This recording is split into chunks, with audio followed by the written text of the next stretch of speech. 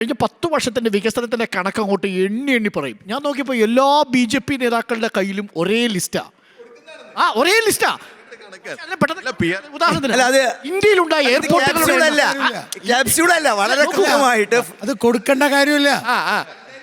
പൊന്നു ചങ്ങാതി, അത് കൊടുക്കേണ്ട കാര്യം പകരം കണ്ടെയ്നറിലാണ് ഇവർ. അതെ, അല്ല, ഇത് കൊടുക്കേണ്ട കാര്യം എല്ലാവരും പറയുന്നത് ഒരേ കണക്കാവുന്നത് അത് സത്യസന്ധമായതുകൊണ്ടാ, കൃത്യമായതുകൊണ്ടല്ലേ. ശരിയല്ലേ ഗോപാലകൃഷ്ണൻ? ഞാൻ പറഞ്ഞു കഴിഞ്ഞ ഇലക്ഷന് നോക്കിയപ്പോൾ ഇപ്പോൾ എയർപോർട്ടുകളുടെ എണ്ണം, ഹൈവേകളുടെ എണ്ണം എന്നൊക്കെ പറഞ്ഞ് വികസന പദ്ധതികളുടെ കുറേ പ്രോജക്റ്റ്, പോർട്ടുകളുടെ എണ്ണം. അതിന്റെ യാഥാർത്ഥ്യം എന്താ അറിയോ?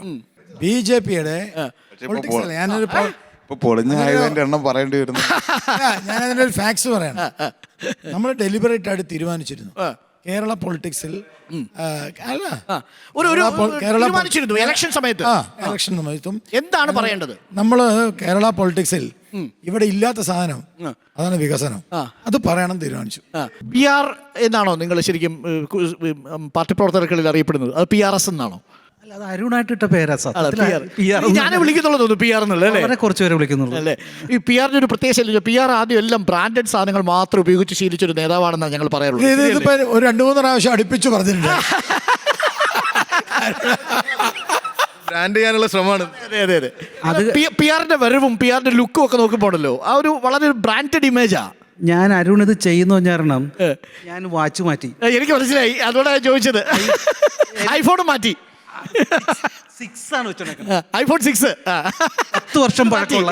എനിക്കറിയാം ഇത് പണി കിട്ടുന്നു. അത് കാരണം എല്ലാം ഞാൻ HMT വാച്ചൊക്കെ കെട്ടിയാവുന്നത്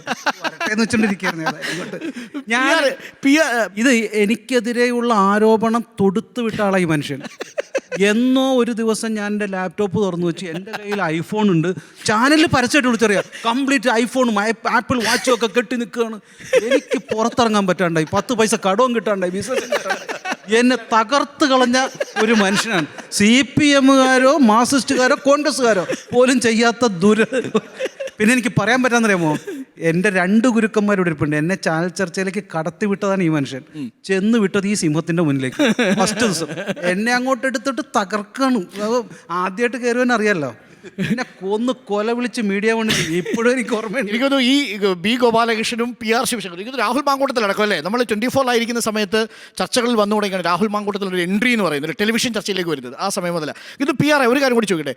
PR ഈ ചർച്ചയിലേ ഇത്രയും പേരുണ്ടല്ലോ, അവർ എൻജോയ് ചെയ്യുന്നത് ആരുമായിട്ടുള്ളൊരു ചർച്ചയായിരിക്കും, ഡിബേറ്റ് ആയിരിക്കും. നമ്മൾ ഭയപ്പെടുന്നതല്ല, എൻജോയ് ചെയ്യുന്നത്. ഇത്രയും പേരുണ്ടല്ലോ, എതിരാളികളുണ്ട്. SK സജീഷ് ഉണ്ട്, ആർഷ ഉണ്ട്, വസീഫുണ്ട്, രാഹുൽ മാങ്കൂട്ടത്തിലുണ്ട്. ഞാൻ സത്യം അരുണുണ്ട്. ഞാൻ എല്ലാവരും ഭയക്കുന്ന ആളാണ്. എനിക്ക് ഭയങ്കര ഭയം. ഇപ്പോഴും ഒരു ചർച്ചയ്ക്ക് വരുമ്പോൾ എനിക്ക് ഭയങ്കര ഭയം. ഇതെന്താ ഇവർ ചോദിക്കാനാണ്? കാരണം ഒരു പാർട്ടി ജ്യോതിയൊക്കെ ചിലപ്പോൾ ഒരു അടി അടിച്ചു കഴിഞ്ഞാൽ അത് കൊള്ളും ചില സമയത്ത്. ജ്യോതിയും ഭയമാണ്, അരുണിനെ ഭയമാണ്, സജീഷ്. കാരണം അറിയാമോ, നമ്മൾ ഒരിക്കലും പ്രതീക്ഷിക്കാത്ത ചോദ്യങ്ങളെ ഇവരുടെ നിന്ന് വരും.